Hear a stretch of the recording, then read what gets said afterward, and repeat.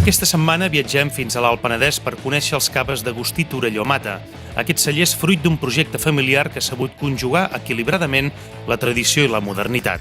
El treball aquí parteix del llegat i l'herència familiar i vitivinícola, però fixant els esforços en el futur, els avenços i la tecnologia. Una de les darreres innovacions d'aquest celler ha estat l'elaboració, juntament amb el celler de Can Roca, del primer cava sòlid, que en lloc de beure's es menja.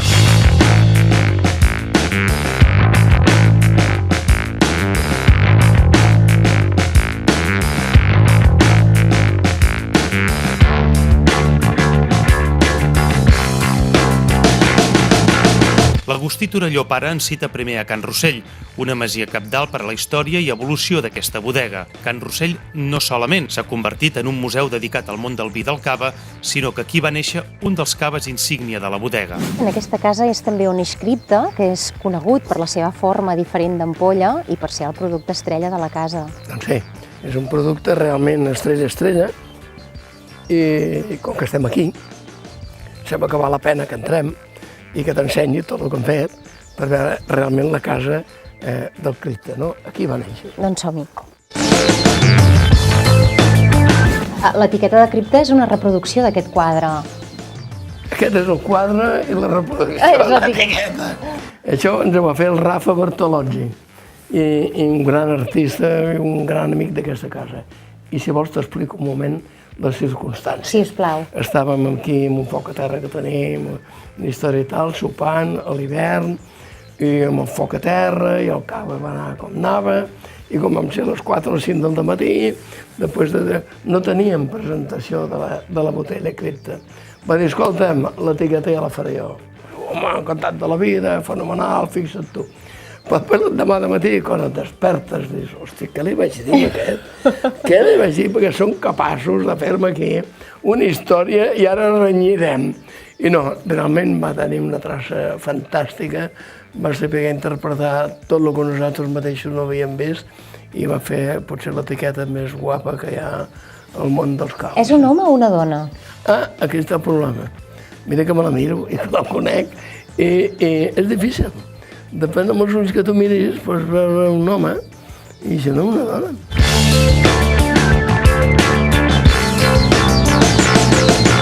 Baixem fins a la cava on va néixer Cripta, un cava amb ànima de producció molt limitada, elaborat en una ampolla única que recorda les antigues àmfores.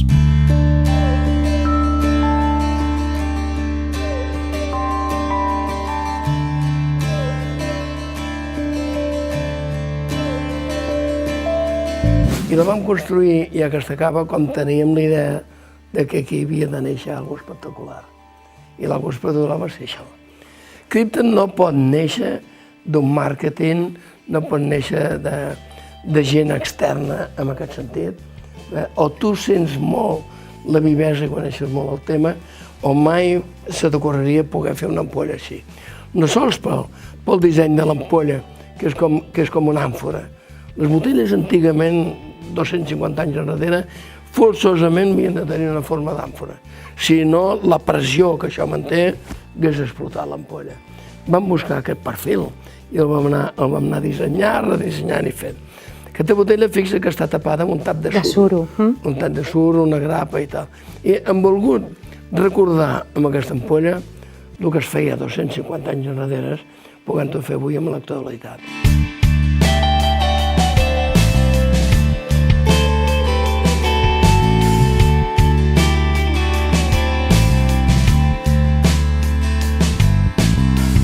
Can Rossell ha esdevingut també una casa del cava i del vi on s'hi guarden ampolles, copes, art, ceràmica i tot d'objectes relacionats amb el món vinícola que la família ha anat recopilant en els seus viatges. I aquí anem conservant tot el que hi pugui haver. És a dir, per exemple, el suro.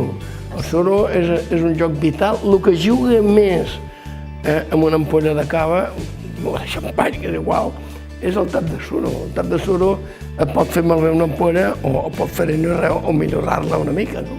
Però bueno, el suro és un procés, l'arbre, la història.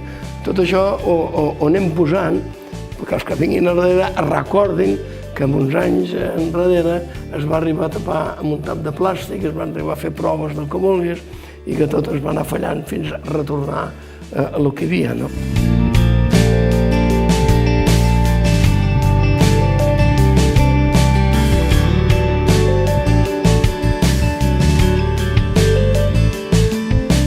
és un col·leccionisme important. Vull dir, hi ha copes de tot el món, hi ha copes allà on vulguis. Mira, aquestes, per exemple, aquesta de la Rodona d'Or, és la copa quan donen els Premis Nobel. Doncs aquestes copes serveixen per aquella nit, per donar el xapany, suposo que acaben on se'n dona, però aquestes són les copes d'allà, aquesta ja es veu que és italiana, però d'un artista impressionant, que l'home que la vaig comprar em va venir a veure i m'abraçava i tot.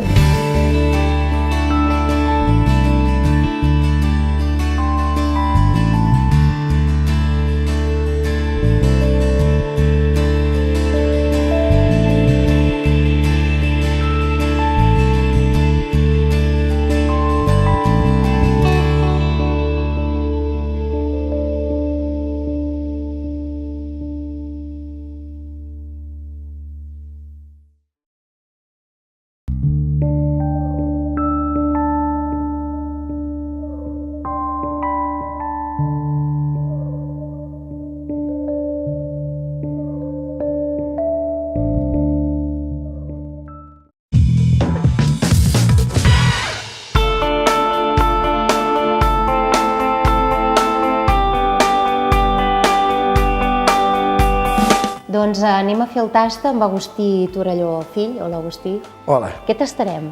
Home, tastarem dos caves. Primer començarem, jo crec que és interessant provar una cava, provar una miqueta diferent, amb una particularitat, és provar el Baiano rosat. És un cava fet, com pots veure, amb una mida més petita, 100% trapat. Un format petit que no tothom defensa. Bé, perquè la veritat és que hi ha dues maneres de fer la mitja ampolla. Tu la podies fer de trasbàs, que és permès, és a dir, agafar d'una ampolla gran i fer dues ampolles mitges, o bé fer tot el procés dins l'ampolla petita. Clar, això ens implica, és complicadot, perquè és fer el doble de feina per la meitat de volum. Però a nivell qualitatiu entenem que fer-ho d'aquesta manera realment és molt interessant i guanyem molt. Perquè, com tothom sap, el cava que fa aquesta criança sobre mares, amb una ampolla més petita, la superfície de contacte sobre mares és més gran. Tots aquells aromes de boquet i de criança que li aporta les mares és molt més amb una ampolla petita que gran.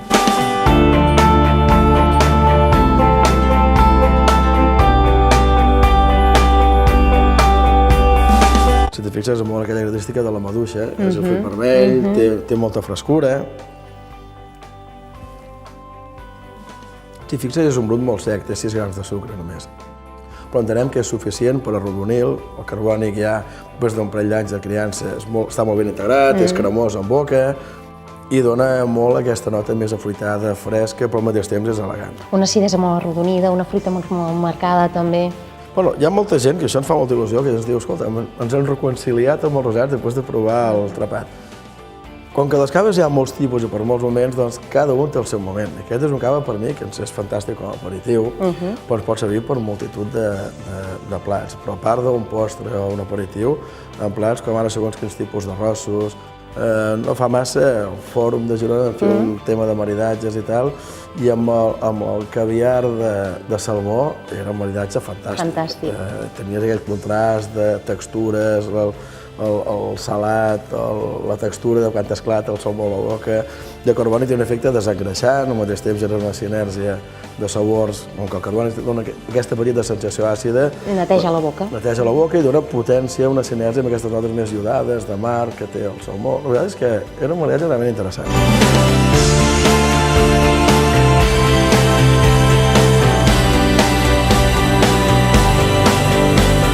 Seguim el tast amb un Agustí Torelló Mata Gran Reserva 2006 i aprofitem perquè l'Agustí ens ensenyi com obrir una ampolla de cava. Sempre hem de pensar que aquí dins hi tenim més de 5 atmosferes de pressió i que aquí a la sala estem en una atmosfera de pressió. Les pressions sempre s'igualen, per tant hem d'anar al tanto de que no se'ns escapi el tap. Sempre hem d'aguantar, hem de subjectar el dit. I sempre inclinar l'ampolla. Per què inclinem l'ampolla? L'ampolla l'inclinem sempre perquè com que aquí tenim 5 atmosferes i la pressió atmosfèrica és 1, si jo inclino l'ampolla, la superfície d'intercanvi de pressions és molt més gran que si hi ha l'ampolla dreta. El més segur si poso l'ampolla dreta és que ens arribi a vessar fins i tot el cava. Per tant, aquí ja tenim un factor important. Segon lloc, sempre subjectant, el morrió no s'ha de treure mai, perquè el moment que treus el morrió és fàcil que se'ns escapi el tap. Per tant, i això és perillós. Per tant, sempre amb ampolla inclinada, sempre I en comptes de girar el tap, girarem l'ampolla i amb 2 dits veuràs, jo agafant l'ampolla d'aquesta manera, si veig que el tap s'escapa, només tancant la mà, agafant vidre i ampolla, El tornes a controlar. és impossible que se'ns escapi el tap. I ara és el que farem. I amb 2 dits, si te fixes, ja l'estem subjectant. Aquella part no es mou i es mou aquest. El que fem és girar l'ampolla. I a més controles el soroll, que és molt important, perquè després no surti tota l'escuma. I si te fixes, amb 2 dits s'ha obert una ampolla. Obrir una ampolla al cava és realment fàcil.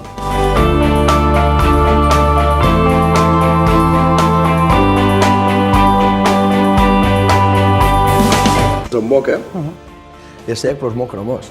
És fins i tot una sensació com glicèrica. Doncs realment és interessant. Nosaltres d'una banda la fruita, domina bastant aquesta ploma verda, també una certa nota també més fruitada de l'aparellada, té una bona acidesa però molt arrodonida i l'expressió en boca és realment molt cremosa i molt persistent. Podria ser dels caves que comences un àpat i l'acabes, perquè comences amb la fruita i vas continuant amb les criances, i llavors aquest postgust. I és un cava dels que trenca tòpics, perquè a vegades gent que no té la cultura o l'hàbit de menjar un cava, quan acompanyes un cava aquí és molt versàtil. Aquí podem començar des d'un peix contundent o fins i tot una carn blanca, un rostit. El rostit és fantàstic. Per què? Doncs perquè tens una carn blanca, el cava respectarà molt la intensitat dels sabors del rostit. I et netejarà la boca. Netejarà la boca, desengreixarà la part del rostit, aquella reacció de maillard, aquella part cruixent caramelitzada, lliga molt amb les notes de criança, d'aquests torrats, aquest brioix que notem aquí. I tant per estiu com hivern. Exacte. Gràcies, Agustí. Salut.